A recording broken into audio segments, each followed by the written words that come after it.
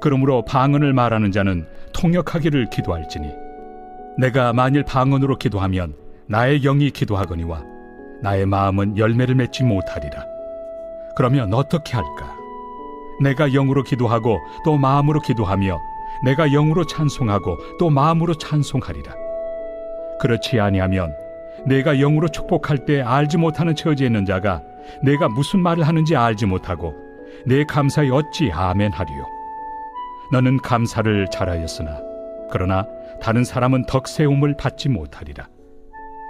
내가 너희 모든 사람보다 방언을 더 말함으로 하나님께 감사하노라. 그러나 교회에서 내가 남을 가르치기 위하여 깨달은 마음으로 5마디 말을 하는 것이 1만마디 방언으로 말하는 것보다 나으니라. 형제들아, 지혜는 아이가 되지 말고 악에는 어린아이가 되라. 지혜는 장성한 사람이 되라.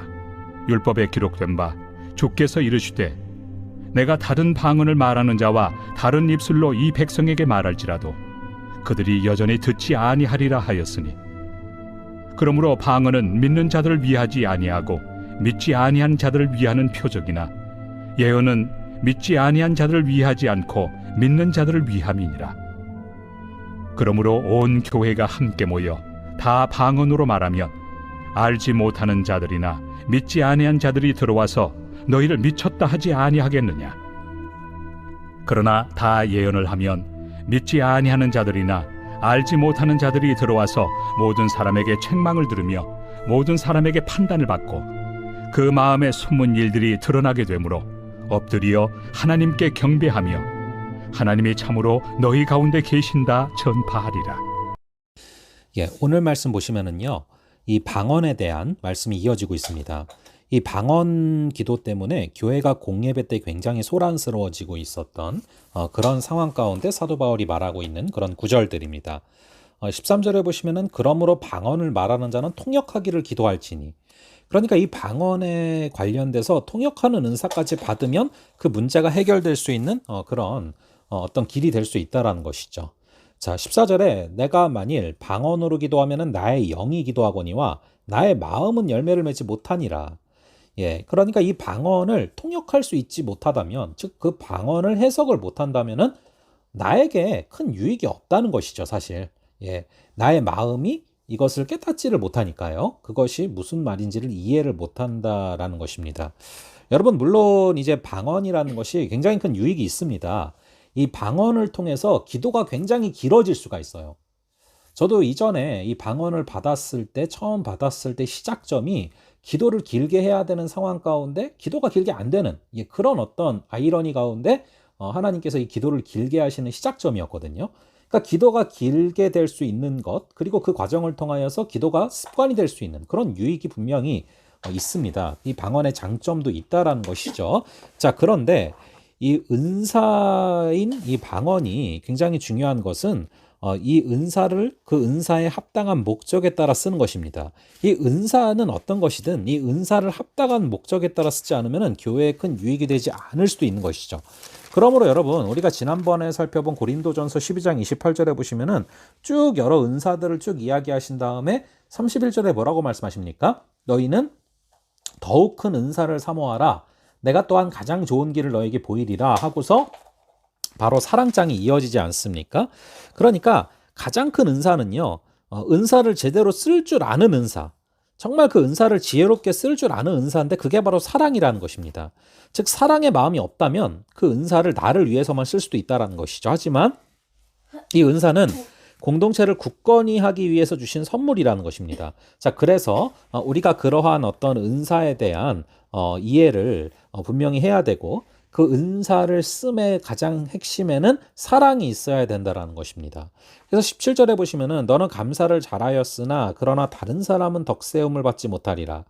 그러니까 이 방언을 받아서 감사합니다 아무리 할지라도 그 방언의 기도를 하는 과정을 통해서 다른 사람이 덕세움을 받지는 못한다는 것이죠. 그래서 은사가 남을 유익하게 못한다면은 그 은사를 절제할 수 있어야 한다라는 것이죠. 자, 이렇게 이제 바울이 설교를 했을 때, 야, 그럼 너는 방언을 못하니까 그런 얘기를 하는 거지, 이런 얘기를 할까봐 18절에 보면은 이 바울이 이렇게 말을 합니다. 내가 너희 모든 사람보다 방언을 더 말함으로 하나님께 감사하노라.